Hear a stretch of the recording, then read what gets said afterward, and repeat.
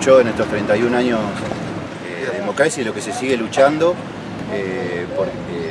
para defender el interés nacional, reivindicar a estas dos personas que si bien pertenecieron a dos partidos políticos distintos, siempre lucharon por el interés nacional y bueno, básicamente eso. Recordar como ellos estos 31 años de democracia joven, una democracia muy joven, 31 años de democracia en un país, en una historia de un país es muy poco y es nada. Y más si vemos, ¿no?, actualmente dentro del sistema democrático cómo todavía existen estos resabios de las dictaduras, ¿no? Antes, ante cualquier problema institucional, el único camino era un golpe de Estado, ¿no? Porque estaba culturalmente instalado que los únicos que podían llegar a solucionar los problemas de un país eran los militares a través de un golpe de Estado. Hoy en día, por estos 31 años de democracia, ya casi no se instala, o es muy poca gente la que lo dice, o si lo dice entre cuatro paredes, pero hoy está instalado también culturalmente que la única salida ante cualquier problema institucional dentro del sistema es un nuevo proceso democrático, una nueva elección y la elección de un nuevo gobernante. Esta es la posibilidad que nos da la democracia, cada 2 años, de elegir nuestros gobernantes, y la democracia no es más que eso, es la representación del pueblo a través de los que ellos mismos eligen, que serían sus gobernantes. Que tampoco es que estas personas son las que terminan, estos gobernantes no terminan representando los intereses de corporaciones o de grupos económicos como también hacían las dictaduras. Toda dictadura tenía un fin económico. El que desconoce esto sabe poco de historia. Todas las dictaduras tienen fines económicos. Las democracias tienen los fines que la gente les instalan para que ellos mismos actúen, ¿no? Que siempre también va a ser económico, pero la diferencia es que las democracias tienen que rendir cuentas a la gente. Las dictaduras rinden solamente cuentas a quienes ellos quieren rendir. ¿Sirve como para hacer un balance o hacer un raconto de qué es lo que se ha hecho y sobre todo de lo que falta? Yo creo que la democracia va más allá del tema de las elecciones. Me parece que tenemos que construir la democracia desde un lugar de convivencia democrática, de valores que tengan que ver con la convivencia, con la diversidad, etcétera, etcétera. Yo les decía antes, a mí me parece que si bien nos falta mucho y si bien es cierto que hay grandes resabios de autoritarismo, de pensamiento autoritario, esta democracia ha crecido mucho en estos años, y a partir del hecho de que Cristina como mujer sea presidenta de la Nación, para las mujeres nos parece una reivindicación importante en cuanto a la igualación de los derechos de las mujeres y de los hombres, y evidentemente es una construcción cotidiana, pero ha habido en estos últimos años grandes avances en función de esta democracia que yo digo en términos de ampliación de derechos, de considerar al que tiene, digamos, de la libre elección de forma de vida en la medida que respetemos la convivencia. Así que creo que el saldo de todas maneras es positivo a pesar de lo que nos falta y que tenemos para hacer. Frente para la Victoria, radicalismo acá en la Concertación, Irene de la Rode también del Frente Grande, y conocer un concepto de lo que es hoy. Pero les voy a preguntar, ya hicieron los conceptos, hicieron lo que tiene que ver con este día. A ver, vamos a preguntar, acá vamos a arrancar con Verónica Casco. Hoy si tenemos que darle un porcentaje, un número a la democracia, desde que arrancó a la actualidad, ¿en qué número estamos hoy? En cuanto a cuán democráticos somos, depende a veces de los momentos. Yo creo que un 70-80% me animaría. Yo le tengo fe al pueblo argentino a pesar de todo. Y creo que las encuestas que estamos viendo en cuanto a la intención de voto que tiene el Frente para la Victoria, no porque el Frente para la Victoria sea la única expresión democrática, no se entienda mal. Lo que sí me parece a mí es que encarna indudablemente, objetivamente, ampliación de derechos, pelea por la soberanía, un proyecto de país, un modelo económico de inclusión. Esto se ha hecho explícito, es explícito en la política del kirchnerismo el que se incluya a todos, que se socorra o se vaya por los más postergados, que se amplíen derechos de las minorías. Hay muchas cosas que faltan. Hay provincias como por ejemplo Formosa. Hoy estuvimos conociendo el fallo respecto de este muchacho del Mocase que fue asesinado en Santiago del Estero. Hay cosas,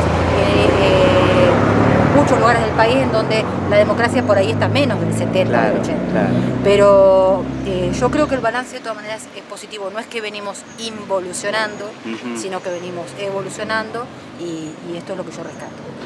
Sous, ¿cuánto nos falta? Digo, hay muchas tareas pendientes que le quedan a la democracia, ¿no? Después de la vuelta a la actualidad.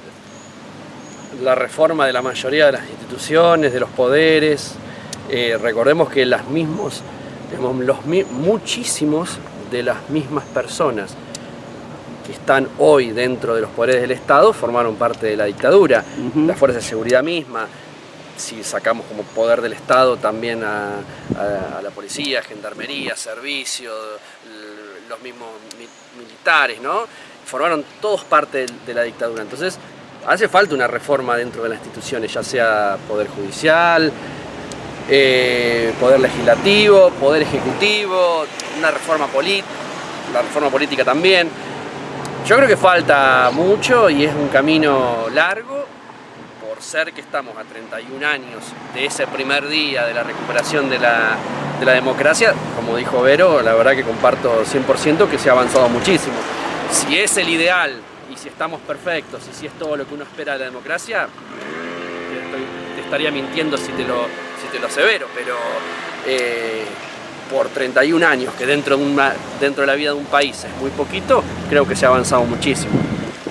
Siempre y cuando teniendo presente todo lo que falta, ¿no? Y yendo por eso, por lo que falta, no aceptando que lo que falta nunca lo vamos a llegar a obtener. Teniendo presente cuál es el objetivo. Bien. Pablo Güell, acá si no me equivoco, el más joven de los tres, nació casi con la democracia.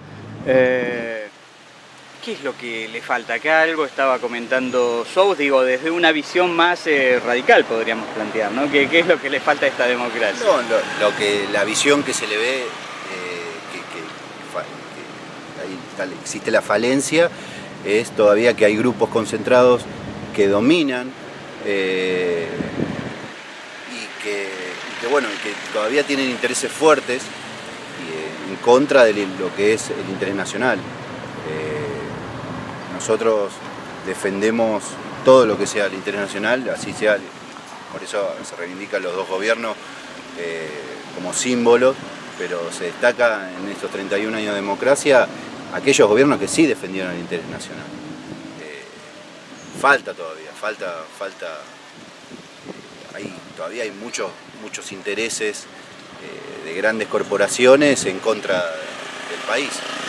Te hago una cortita, hablando de la Unión Cívica Radical, vemos que un sector está deshojando a Margarita, si va con Massa, si va con Macri, otro si sigue en el FAUNEM. Y acá hay un sector como el tuyo que está en la concertación dentro de lo que es el kirchnerismo. Sí, también está Leopoldo Moró, está Leandro Santoro, que apoyan el modelo y por el cual el radicalismo es la línea que tendría que seguir. No podés acompañar a Mauricio Macri con un sistema totalmente neoliberal o apoyando políticas neoliberales y el otro sector que están deshojando a ver quién tiene más poder o quién se acomoda mejor en las bancas para el año que viene. Irene, a ver, esta es para los cuatro, arrancamos por Irene, que la oposición dice que el kirchnerismo es casi 90% de relato. ¿Qué opinan ustedes? Y que basta ver la realidad. Creo que el relato lo superamos no solamente con ideas, sino con propuestas, y a las propuestas le sumamos los hechos. Creo que fue realmente más de una década ganada. Que falta, comparto con mis compañeros, falta, pero creo que se va a afianzar con más proyectos. Así que estoy totalmente convencida de que esto continúa. Pablo Güell, ¿existe el relato? El relato en realidad no existe. Lo que existe es la realidad. O sea, los que quieren imponer el relato son los mismos que critican la forma de... Los que quieren imponer las políticas neoliberales. Y los que critican que el gobierno sea para el pueblo y no para intereses de unos pocos. Maxi Sous. Creo que el relato, en el sentido de relato de mentira, ¿no? Porque un relato no significa que, específicamente, si vos me decís el relato del kirchnerismo, no significa que el relato sea la mentira del kirchnerismo. Digamos, uno defiende el relato del kirchnerismo porque ve la realidad y los hechos y los actos que el kirchnerismo ha hecho. Si vos me decís el relato de la oposición, el relato de la oposición son los intereses de los mismos que avalaban estos grupos concentrados que avalaban las dictaduras militares, digamos, son los mismos que avalaban culturas totalmente concentradas de poder, culturas totalmente concentradas desde el punto de vista económico, donde los excluidos, digamos, eran los resabios y eran los pobres necesarios de un sistema. Esos son, digamos, si vos me decís, si defiendo del relato mismo del kirchnerismo lo que representó y lo que hizo, porque acá uno no defiende un relato que está por venir, uno defiende un relato que vivió durante 11 años en nuestro país. Uno tiene muchísimos argumentos para ir señalando por qué defiende este sistema. Ellos defienden un sistema que ya lo hemos vivido hace 31 años atrás y en la época de los 90. ¿Quieren volver a eso? Ese es el relato de ellos, porque defienden a eso. Defienden a todos los grupos concentrados del poder y a todos los grupos concentrados desde el punto de vista económico y los que avalaron toda la dictadura. Ese es el relato que ellos defienden. Lo que pasa es que hay que sacarse la careta y decir realmente a quién defiende cada uno. Eso creo que si hay que destacar algo de los últimos años de este gobierno, es eso, es que cada uno se le puso la careta que realmente tuvo siempre y que no necesitó disfrazarse de popular para manifestar algo que iba a hacer y después hacía algo totalmente contrario. Hoy en día en la Argentina, el año que viene, lo que se va a definir es dos relatos, el relato de la oposición o el relato del kirchnerismo. Yo me quedo con el del kirchnerismo. Creo que está todo dicho, pero si faltó algo, sí, escuchamos. Creo que sí, que hay no solamente un relato, sino por lo menos dos. Y yo lo pongo esto en el lugar, en el espacio de la batalla cultural, que me parece que es la que nos falta y probablemente es la más peliaguda. Yo me acuerdo un reportaje, un discurso de Cristina en medio de la 125, diciéndole a la clase media: los intereses de ustedes son los intereses de los trabajadores.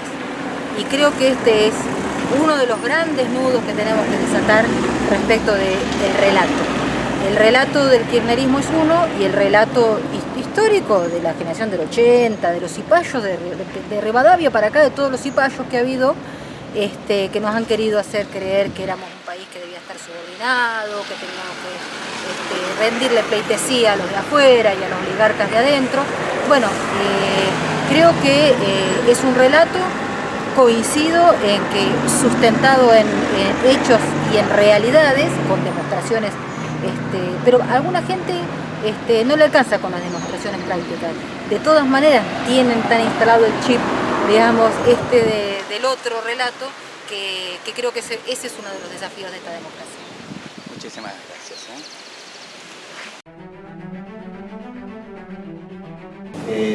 Un gobierno de facto, totalmente autoritario, totalmente donde el Estado, ahora después Maxi puede ampliar un poquito más el concepto, donde no teníamos derechos, donde no teníamos la libre expresión, donde el que opinaba distinto se lo oprimía, se lo desaparecía, donde hubo medidas económicas totalmente en contra de la nación y del trabajador, o sea, del ciudadano. Después pasamos a una recuperación de la democracia. Ustedes habrán visto la asunción de Alfonsín, la gente en la calle, la alegría de la gente por la recuperación de esa independencia, de esa libertad, por lo menos de poder expresarse. Con él vinieron un montón de beneficios para los argentinos, quedaron muchos por hacer, quedaron muchos. Recordemos que el gobierno de Alfonsín también se tuvo que reprimir de derechos que había otorgado por presiones de corporaciones que en ese momento eran muy fuertes. Hoy lo que vemos, la lucha que tiene el gobierno nacional actualmente con las corporaciones de las empresas, las mediáticas, es fuerte. Imagínense en ese momento donde los militares, donde teníamos una corporación militar que teníamos que todavía seguía dominando ciertos aspectos de intereses donde se manejaban en el país. Después se pasa al ganar también eso, o sea, Alfonsín tuvo una lucha entre devolverle a la Argentina eso lo que ustedes ven hoy, a ver, lo que vivimos hoy en día, chicos. A muchos les puede gustar o no, pero lo que vivimos hoy en Argentina, la recuperación de YPF, la participación de los jóvenes, la asignación universal por hijo y un montón de derechos, esa lucha que encaró Alfonsín y después se vio reprimida por las grandes corporaciones, donde no sé si ganaron, pero bueno, vamos a decir que ganaron por un tiempo, porque después impusieron ellos al presidente. Todo esto en democracia. Tuvimos un presidente neoliberal, o sea, con las políticas que ellos quisieron, que ellos querían, donde aquellas cosas que pertenecían al Estado, ellos bienes que pertenecían al Estado, pasaban a pertenecer a manos privadas, el Estado se soltaba de eso, empezaban a congelar los sueldos, empezaban a... no teníamos, o sea, nosotros no teníamos, que yo recuerde, yo empecé a trabajar en el 2000, todavía seguían con un congelamiento de haberes, o sea, no tenían beneficios como hoy. Hoy los trabajadores tienen paritaria y sale paritaria 2 veces al año. Entonces, un montón de cosas que fueron destruyendo al país. A ver, una fábrica que se cierra porque se vende, porque se va del país, significa que tu papá o tu mamá o la familia de nosotros se quede sin trabajo. Y todos sabemos lo que implica quedarse sin trabajo.